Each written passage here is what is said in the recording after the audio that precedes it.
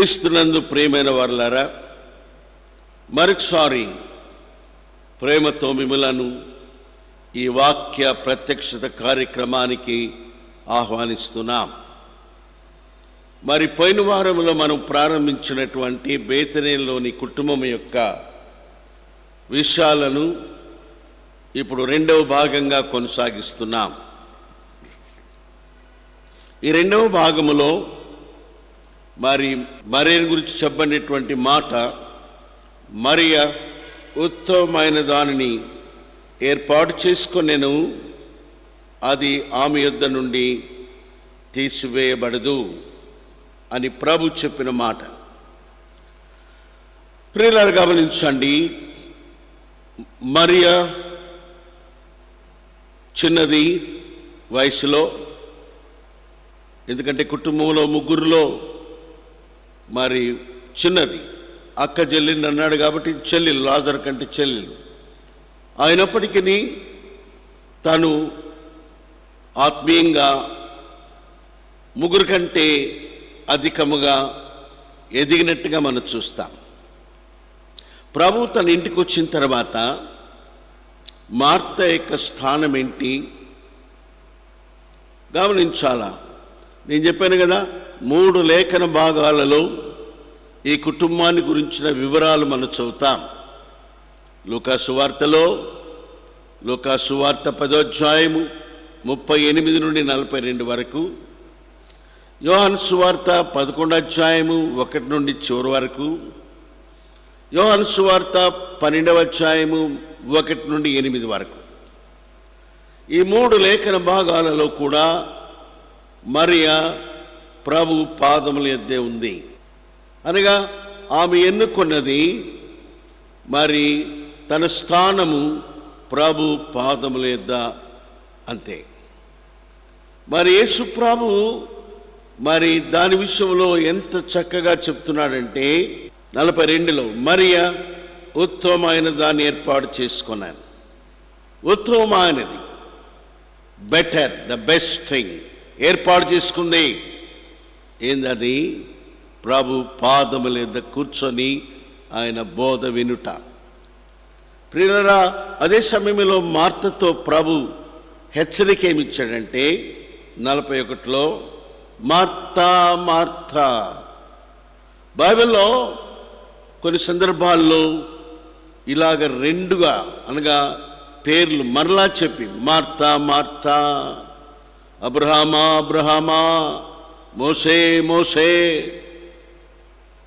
ఇలాగా 2 పర్యాయములు చెప్పటం అంటే ఏదో ఒక మరి చాలా ప్రాముఖ్యమైన విషయాన్ని చెప్పేదానికి అలాగా పిలువబడ్డారు.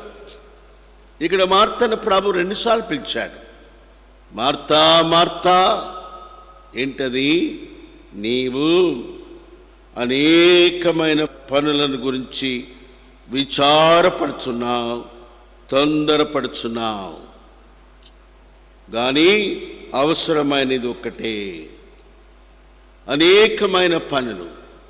ప్రియులారా, దేవుని వాక్యములో పౌలు అంటాడు, ఫిలిప్పీ రాసిన పత్రిక 2వ అధ్యాయములో 21లో, అందరూ తమ సొంత కార్యములనే చూచుకొనుచున్నారు, కానీ యేసుక్రీస్తు కార్యములను చూడరు అన్నాడు.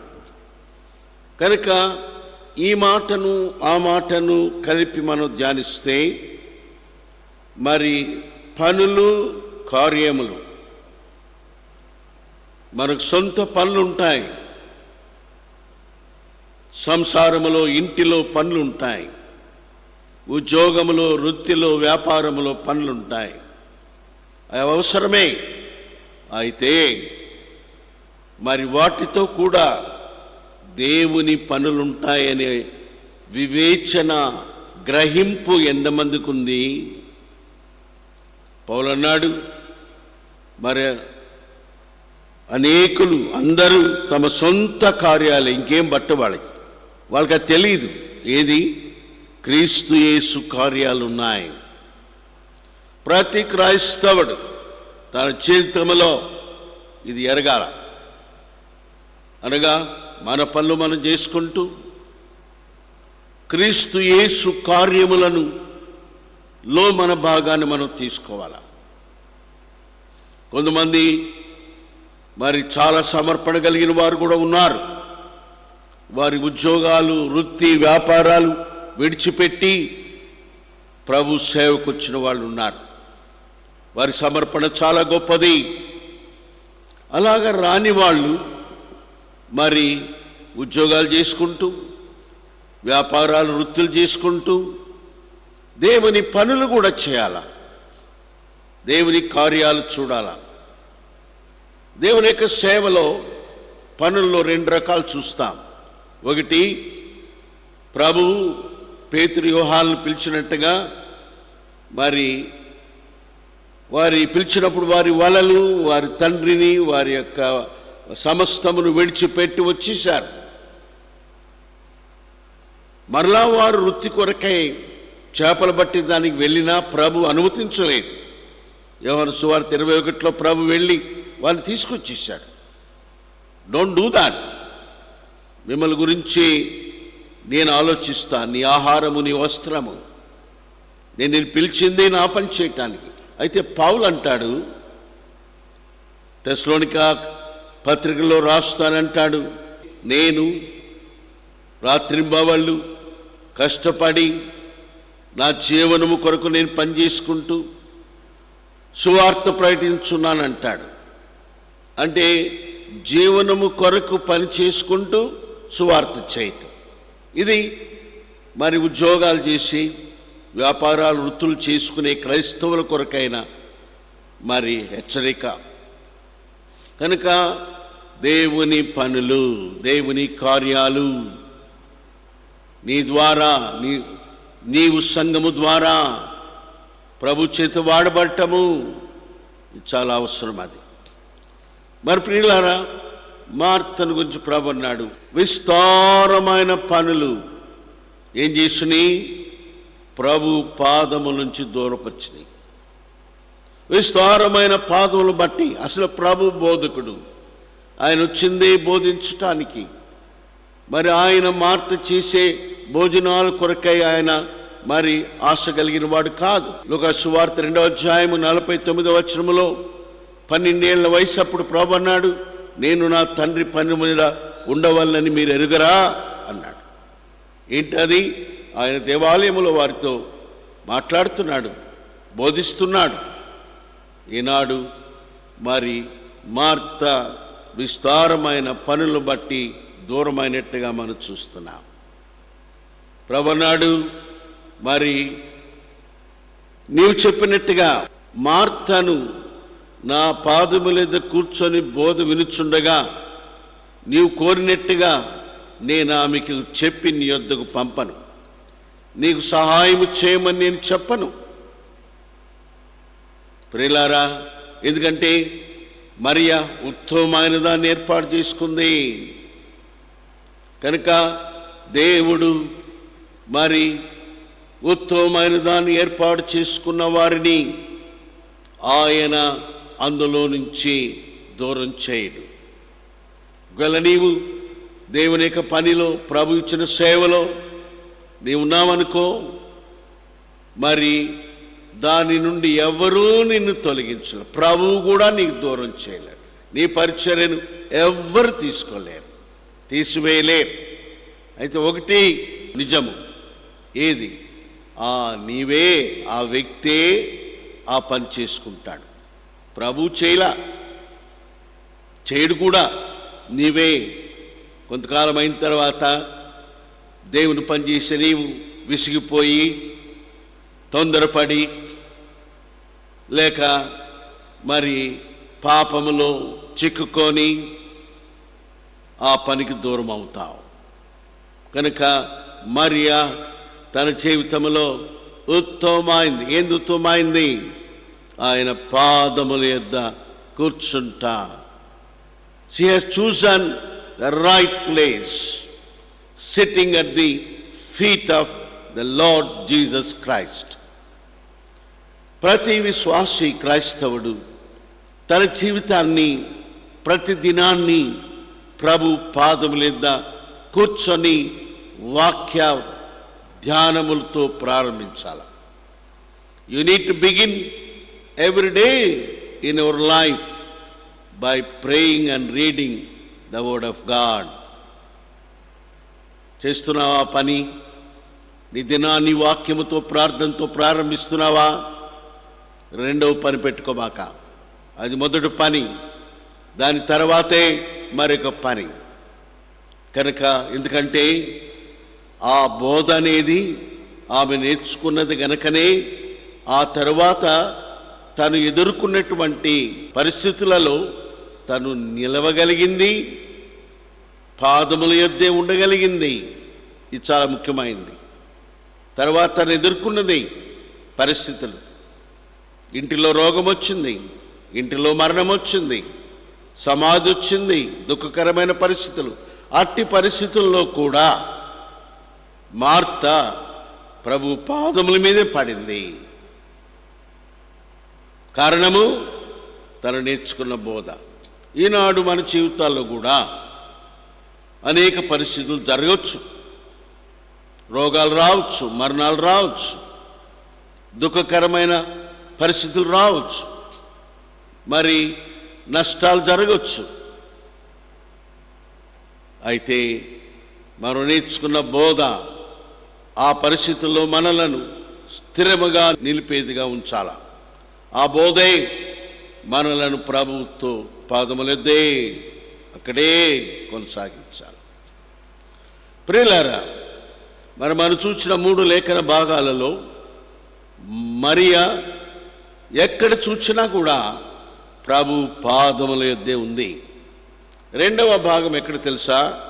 యోహాను సువార్త 11వ అధ్యాయం మనం చదివితే 32వ వచనములో మరి మరియా ఆయనను చూచి ఆయన పాదముల మీద పడి ప్రభువా అని 33లో ఆమె ఏడ్చుట చూస్తున్నాం. ప్రియులారా, ఇక్కడ సందర్భం ఏంటి? రెండవసారి ప్రభు వచ్చే టైంకి ఒకడైన తన సహోదరుడు, తన అన్న రోగి చనిపోయినాడు. ఏడుస్తూ ఉంది, ఇంటిలో ఏడుస్తూ ఉంది. ప్రభు వచ్చాడని మార్త చెప్పింది. ఏడ్చేటువంటి మరియా పరిగెత్తుకుంటూ వెళ్ళింది ప్రభు కాడికి. మరి ప్రభు మీద ఆయాసపడిందా? చాలామంది మరి ఇట్లాంటి పరిస్థితులు వచ్చినప్పుడు భక్తిని వీడతారు. ఏం భక్తిలే, ఏం దేవుళ్ళే, ఏం ప్రార్థనలే అనేవాళ్ళు ఎందరు లేరు. ప్రియులారా, గమనించండి, మరియా తన జీవితంలో కలిగినటువంటి యొక్క శ్రమ, బాధ, మరణము తనను ప్రభు పాదముల నుండి దూరం చేయలేదు. ఏం చేసింది? ఆమె ఇంట్లో నుంచి బయలుదేరి ప్రభు ఎక్కడున్నాడో వీధిలో, ఇంకా ఇంటికి రాలేదు, పరిగెత్తుకుంటూ వెళ్ళి ఆయన పాదముల మీద పడింది. అది రోడ్డు, అది దారి, అది ప్రజలందరూ ఉన్నారు, జనసమూహం ఉన్నారు, శిష్యులు ఉన్నారు. రిమెంబర్, ఏమి జరిగినా, ఎవరున్నా సిగ్గు అనేది, అవమానం అనేది లేకుండా తనకు కావాల్సింది ఆయన పాదాలే. ఆయన పాదముల మీద పడి కన్నీరు కారుస్తుంది. మొదటిది బోధ విన్నది, ఇప్పుడేం చేస్తుంది? పాదముల మీద పడి కన్నీటితో ప్రార్థన చేస్తుంది. ప్రభువా నీవిక్కడ ఉన్న ఎడలా. Prayer very important. గమనించాలా, అక్కడ వాక్యము విన్నది గనుక కష్ట పరిస్థితుల్లో, దుఃఖ పరిస్థితుల్లో, శ్రమలలో ప్రార్థించుటకు అది కారణమైంది.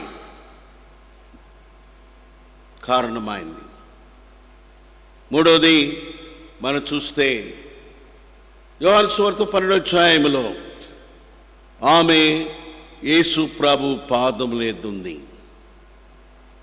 నేను చెప్పకముందు నేను ఇంకో మాట చెప్పాలండి. ఏంటంటే, మరి మరియాకు ముందు మార్త వెళ్ళి ప్రభుతో మాట్లాడొచ్చింది. యోహాను సువార్త 11వ అధ్యాయములో 20వ వచనములో మార్త ఆయన ఎదుర్కొని వచ్చింది. మార్త యేసుతో మాట్లాడింది 21వ వచనములో. అయితే ఈమెలో కన్నీరు లేక పాదముల మీద పట్టము ఆ విషయాలన్నీ ఇక్కడేం చెప్పలేదు. మార్త వెళ్ళింది, ఆయనతో మాట్లాడింది. ప్రభు వచ్చేసింది ఆమె. అయితే ప్రభు అక్కడే ఉన్నాడు. అయితే మరియ వెళ్ళి ఎప్పుడైతే పాదముల మీద పడి కన్నీరు గార్చి ప్రార్థించిందో ప్రభు చలించాడు.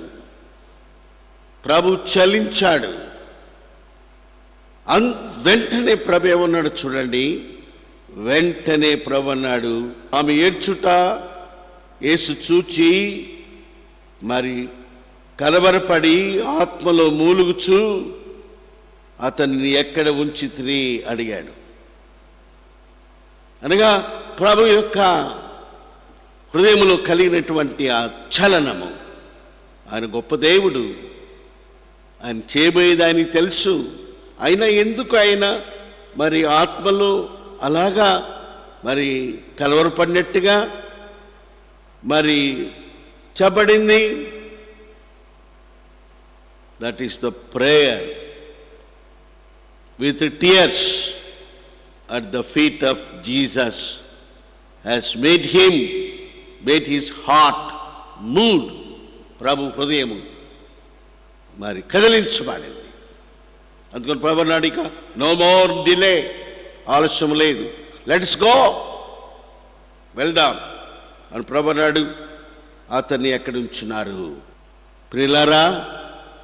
సో ఈ యొక్క కార్యము మరియ ప్రార్థన ద్వారా జరిగింది, కన్నీటి ద్వారా జరిగింది. అయితే అలాంటి కార్యము మార్త ముందుగా వచ్చినప్పటికీ, మాట్లాడినప్పటికీ, అదే మాటలు చెప్పినప్పటికీ మరి ప్రభు ముందుకు సాగలేదు. 3వ పర్యాయం యోహాను సువార్త 12వ అధ్యాయం మనం చూస్తే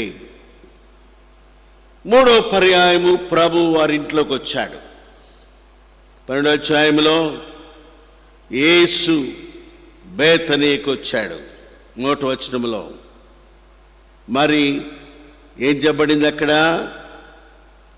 మరియ మిక్కిలి విలువగల అత్తజటామాంస అత్తరు ఒక సేరున్నర ఎత్తు తీసుకొని యేసు పాదములకు పూసి తన తల వెంట్రుకలతో ఆయన పాదములను తుడిచెను. బాగా గమనించండి. ఇప్పుడు మళ్ళా మరి ఎక్కడుంది? ఆయన పాదములెద్దే ఉంది. ఎంత గొప్ప ధన్యత అండి ఇది! ప్రభు పాదాలు, ప్రభు పాదాలు, ప్రభు పాదాలు. అక్కడేమో బోధ విన్నది. 2వ పర్యాయము 11వ అధ్యాయం యోహాను సువార్తలో మరి పాదముల మీద పడి కన్నీరు కార్చింది. Prayer, word of God, prayer. 3వది ఆరాధన. అత్తజటామాంసి మిక్కిలి విలువైన అత్తరు తీసుకొచ్చి ఆయన పాదములకు పూసి, ఏంటిది? It speaks of our worship, thanks giving. ఇప్పుడు ఆమె హృదయము కృతజ్ఞతతో నిండింది. కారణము ఆమె అన్నది కదా, నీవు ఇక్కడ ఉన్న ఎడల నా సహోదరుడు మరణించుడని. ఇప్పుడు సహోదరుడు సజీవుడుగా లేపబడ్డాడు, మరి ప్రభుతో కూర్చున్నాడు. ఆమె హృదయంలో సంతోషం ఉంది, కృతజ్ఞత ఉంది. కాబట్టి ప్రభు పాదాలు పట్టుకొని ఆరాధన చేస్తూ ఉంది. 3వ పర్యాయము ప్రభు పాదముల యొద్ద మరియ చేరి మరి అత్తజటామాంసి అత్తరు మిక్కిలి విలువైనది ప్రభు పాదములకు పూసినట్టుగా చూస్తున్నాం. అనగా ఇది ఆరాధన, కృతజ్ఞత. ప్రియులారా, ఇది మనం నేర్చుకోవాలా. బోధ వినాలా, విన్న బోధను బట్టి పరిస్థితులలో ఆ బోధన బలము చేత ప్రార్థనలో, విశ్వాసములో, సహవాసములో, సేవలో నిల్చుండాల. 3వది మరి సేవలో నిల్చునేటప్పుడు మరి కుటుంబ జీవితాల్లో ప్రభు చేసిన ప్రతి కార్యమునకు మనము కృతజ్ఞత కలిగిన వారమై ఉండాలి. అందుకని పౌలు అంటాడు, తెస్సలోనికలు రాసిన పత్రిక 1 పత్రిక 5వ అధ్యాయములో ఆయన అంటాడు 15వ వచనములో, ప్రతి విషయమునందను కృతజ్ఞతాస్తుతులు చెల్లించుడి. Give thanks for everything. కీర్తన 103లో ఏమన్నాడు? మొదటి 2లో ఆయన చేసిన మేలులో ఉపకారంలో దేన్ని మరవకు. మార్తకు మరి ఊహించని గొప్ప కార్యం జరిగింది. చనిపోయిన తన అన్న లాజరు బ్రతికాడు. కృతజ్ఞతతో ఆరాధన చేసి, కనుక ఆరాధన అనేది చాలా ముఖ్యమైంది.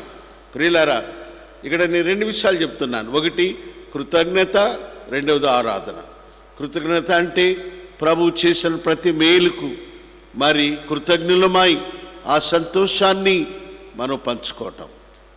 రెండవది ఆరాధన. మరి ఆరాధన అనేది ప్రతి ఆదివారము దేవుని సన్నిధిలో ప్రభు బిడ్డలతో కలిసి చేసేది. కనుక దేవుని వాక్య ప్రకారము ప్రతి ఆదివారము మరి రొట్టె విరువాల ప్రభు చెప్పాడు, ఆయన ఒక రొట్టెని ఎత్తుకొని స్తుతులు చెల్లించి ఆరాధించి రొట్టె విరవటము ప్రభు దినం చాలా ముఖ్యమైనది. కనుక నేను అనుభవం కలిగిన దైవ సేవకుడిగా 50 సంవత్సరాలు ప్రభు సేవలో బోధకుడిగా ఉండి నీకు చెప్తున్నాను, ఆదివారము ఎక్కడ ఆరాధన రొట్టె విరుచుట ఉందో అక్కడే నువ్వు ఉండాలా. ఆరాధన లేని స్థలము అనగా, ఆరాధన అంటే వ్యక్తిగతంగా నీవు ప్రభువును స్తుతించే ఆ తరుణాలు ఎవరిస్తారో అక్కడ. రెండవది రొట్టె విరిచే స్థలము. ఆరాధించి రొట్టె విరిచే స్థలములో అయ్యా అమ్మ ఆదివారం గడుపు, అది నీకు ఆశీర్వాదకరం. కనుక ఆరాధన. మరి ఇంకో మాట ఇక్కడ నేను చెప్పాలనుకుంటున్నాను ఏంటంటే, మరియ 3 వాక్య లేఖన భాగాల్లో ప్రభు పాదముల మీద కూర్చున్నట్టు చూపించబడింది. అయితే ఆమె యొక్క పాస్చర్ కూడా మారింది. పాస్చర్ అంటే తాను కూర్చున్న విధానం.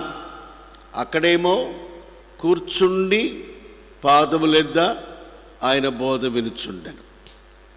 మరి యోహాను సువార్త 11వ అధ్యాయంలోనేమో ఆమె యేసు పాదం మీద పడి 32వ వచనంలో కన్నీటితో ప్రార్థన చేస్తాను. పడింది, పాదం మీద పడింది అనగా అక్కడ కూర్చుంది, ఇక్కడ పాదం మీద పడింది.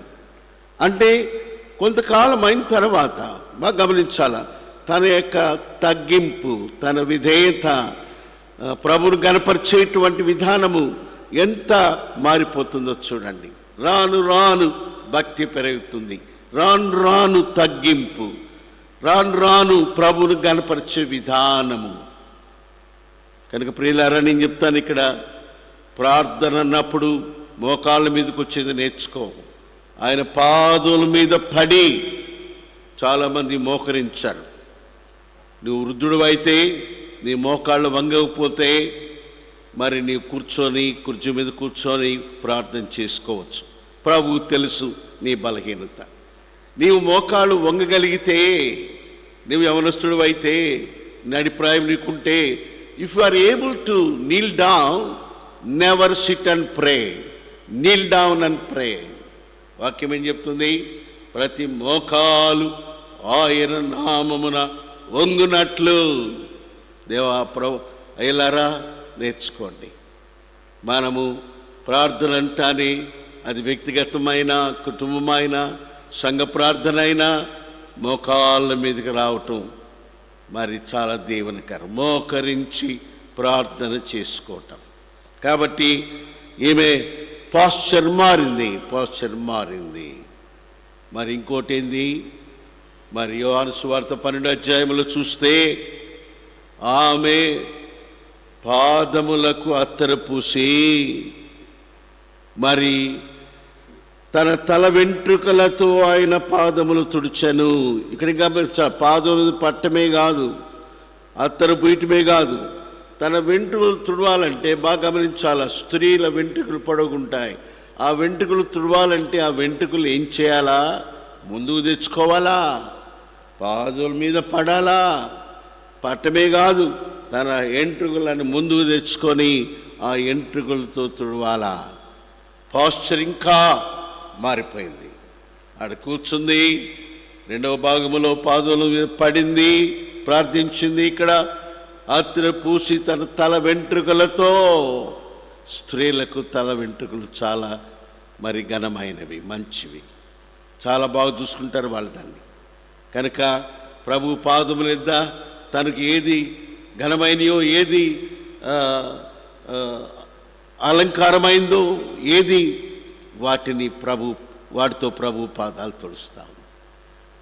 నాకెంత ఆనందం అంటే, ఇలాంటి అనుభవాలకు మనం రావాలని నేను ఆశపడతాను, మీరు కూడా ఆశపడండి. కనుక 3 ప్రదేశాలలో పాదముల యొద్ద వేరు వేరు విధాలలో, పాస్చర్స్లో మనం ఆమెను చూస్తున్నాం. ఇంకో విషయం నేను చెప్పాలనుకున్నాను. ఇప్పుడు 3 కూర్చున్నారు అక్కడ, మార్తా, లాజరు, మరియా. దేని వాక్యం చదువుతున్నాను నేను. మార్త ఉపచారం చేసెను 12:2, లాజరు భోజనం మీద కూర్చుండెను, మరియా మరి అత్తరు పూసింది. దేని వాక్యం చెప్తుంది, మరి ఆ ఇల్లు అత్తరు వాసనతో నిండెను. యోహాను 12:3లో the word of God speaks about this odour అంటే వాసన, అత్తరు వాసన ఇల్లు నిండింది. ఆలోచించండి. మరి మార్త ఏం చేస్తూ ఉంది? మార్త మరి ఉపచారం చేస్తుంది, అనగా వంట పని చేస్తూ ఉంది, పరిచయం. మరి వంట చేసినప్పుడు కూడా వాసన వస్తుంది కదా, అది మార్త వాసన. మరి లాజరు ఎక్కడి నుంచి వచ్చి కూర్చున్నాడు? సమాధిలో ఉండి వచ్చాడు కదా, 4 దినాలు సమాధిలో ఉన్నాడు కదా. మార్త అన్నట్టుగా వాసన కొడతాను అన్నది కదా, ఆయన వాసన ఏంది? సమాధి వాసన. కనుక 3 వాసనలు ఉన్నాయి ఇక్కడ. ప్రజలు వస్తూ ఉన్నారు, యేసుప్రభు ఉన్నాడని చూడటానికి, లాజరును కూడా చూడటానికి వస్తూ ఉన్నారని వాక్యం చెప్తుంది. వచ్చిన వెంటనే బాగా గమనించాలి, భగ్మని వాసన వచ్చింది. ఇంట్లోకి వస్తానే అత్తరు వాసన వచ్చేసింది. మరి వెంటనే ప్రజల యొక్క చూపు ఎటువైపు వెళ్తుంది? ఎక్కడి నుంచి వస్తుంది ఆ వాసన? మామూలుగా చూస్తాం అటు ఇటు, చూస్తే ఎవరు కనపడ్డారు? మరే కనపడింది. So Mary is exposed to the public that came to see the Lord. ప్రభు చూడటానికి వచ్చిన వారికి మరియా కనపరచబడింది. మరియే కాదు, తన పరిచర్య. ప్రియులారా, మరి గమనించండి. లాస్ట్లో ఒక మాట చెప్పి ముగిస్తా. ఆడు రాశాడు, ఆ దొంగ అయిన వాడు అనగా యూదా ఇస్కరియోతు అన్నాడు, ఎందుకు 5లో ఈ అత్తరు, ఈ డబ్బు ఎందుకు, మరి నష్టం చేసే డబ్బు ఎందుకు చేశారు అని అన్నాడు. 5వ వచనంలో అత్తరెందుకు? ఆమెకైతే అత్తరు విలువను లెక్కగట్టింది యూదా ఇస్కరియోతు. లెక్కెంతో లెక్కగట్టాడు, ఆమెకు అది లెక్క లేదు. సో ప్రైస్లెస్, విలువ చెల్లించలేని ప్రభు పాదాలు, ప్రభు కార్యాలు. మన జీవితంలో కూడా ప్రభువుకు విలువైన వాటిని అప్పగించుకోవాలా, గనపరచాలి. కనుక మరియా 3 ప్రదేశాలలో ప్రభు పాదముల మీద మనం చూచాం. ప్రార్థన చేసుకున్నాం. ప్రేగల తండ్రి, పరిశుద్ధ దేవా, మీకు స్తోత్రాలు. బేతనీలోని మరి ప్రభు ప్రేమించిన గృహాన్ని గురించి మేము 2 పాఠాలు నేర్చుకున్నాం. ఈ పాఠాలు మీరు దీవించండి. మా జీవితంలో కూడా ఎల్లప్పుడూ ఉత్తమమైనది ప్రభు పాదముల యొద్ద, ఉత్తమమైనది కష్టాల్లో, బాధల్లో ప్రభు పాదముల యొద్ద ప్రార్థన, ఉత్తమమైంది ప్రార్థన ద్వారా కలిగిన జవాబు కొరకైన ఆరాధన కలిగి ఉండటానికి కృప దయచేయండి. యేసు నామములో ప్రార్థిస్తున్నాము తండ్రి. ఆమెన్.